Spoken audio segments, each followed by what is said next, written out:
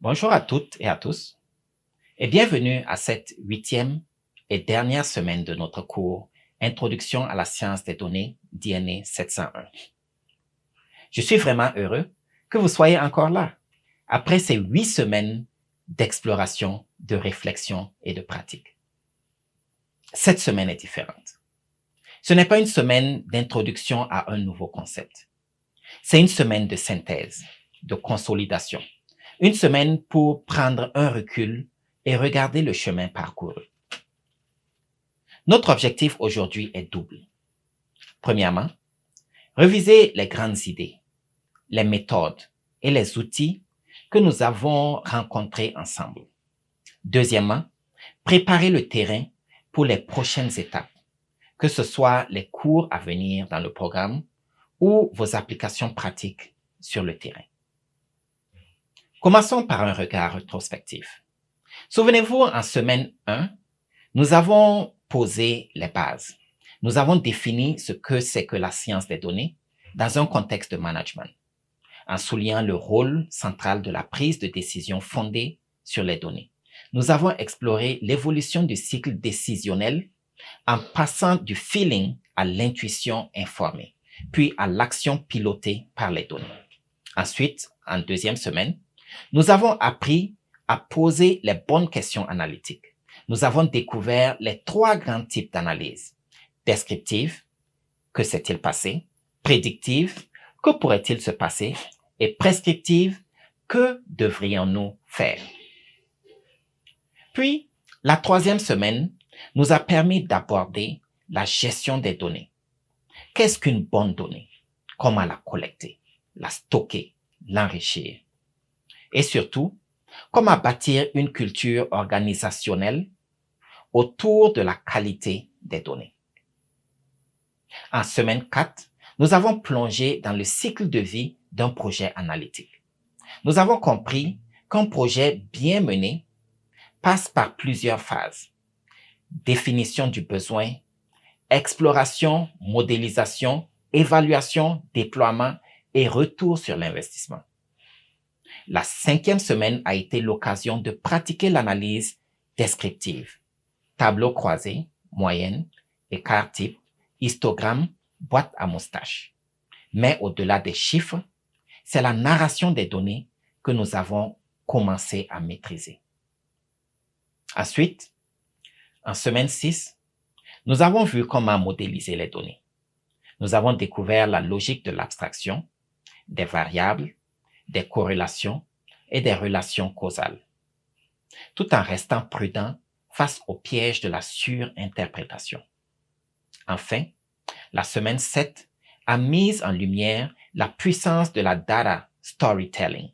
Nous avons compris que ce n'est pas la quantité des données qui convainc, mais la manière dont elles sont interprétées dans un récit clair, pertinent et crédible.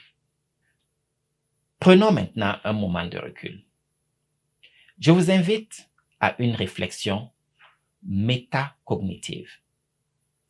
Qu'avez-vous appris sur vous-même au cours de ce module? Comment votre rapport aux données a-t-il changé? Posez-vous ces questions. Ai-je développé une pensée analytique plus rigoureuse? Est-ce que je me sens plus confiant dans un échange sur des sujets liés à la data? Ai-je commencé à voir les limites et les biais dans mes propres raisonnements? Ce type de questionnement est fondamental, car la science des données, ce n'est pas qu'un outil, c'est aussi un cadre mental, une éthique, une posture. Je vous propose maintenant un cas intégrateur, une sorte de mini capstone. Imaginez vous êtes analyste dans une entreprise de distribution. Votre direction générale souhaite un tableau de bord synthétique pour piloter les performances de ses agences régionales.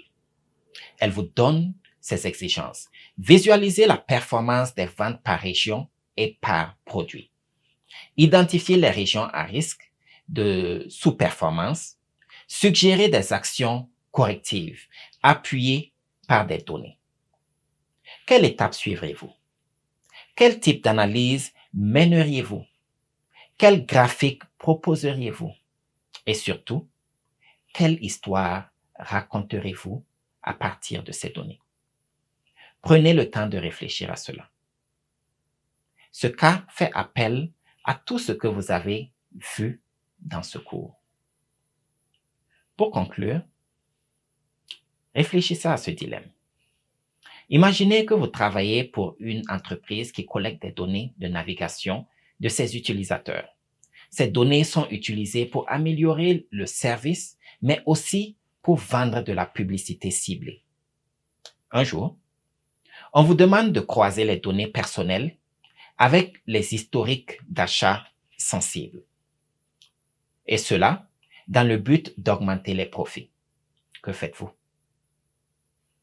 La loi vous y autorise, mais votre boussole éthique vous met mal à l'aise. Que vaut votre devoir de loyauté envers l'entreprise face à votre responsabilité éthique envers les utilisateurs? Comment arbitrer? Nous avons abordé ces sujets en semaine 1 et 5. Mais je vous encourage à continuer à y réfléchir, car dans le monde de la donnée, les dilemmes ne cessent jamais. Pour aller plus loin, je vous encourage à commencer à vous exercer avec des outils comme Power BI, Tableau ou Python avec Pandas, selon votre aisance technique. Chers étudiants, nous arrivons au terme de ce cours, mais j'espère que ce n'est que le début de votre cheminement analytique. Rappelez-vous, la donnée seule n'a pas de pouvoir. C'est votre capacité à la comprendre, la questionner, l'interpréter et à l'utiliser de manière responsable qui fait toute la différence. Je vous félicite pour votre persévérance et je vous donne rendez-vous dans le prochain module, DNA 702, qui est focalisé sur l'analyse statistique et la visualisation des données. Merci et à très bientôt pour la suite de l'aventure. Au revoir.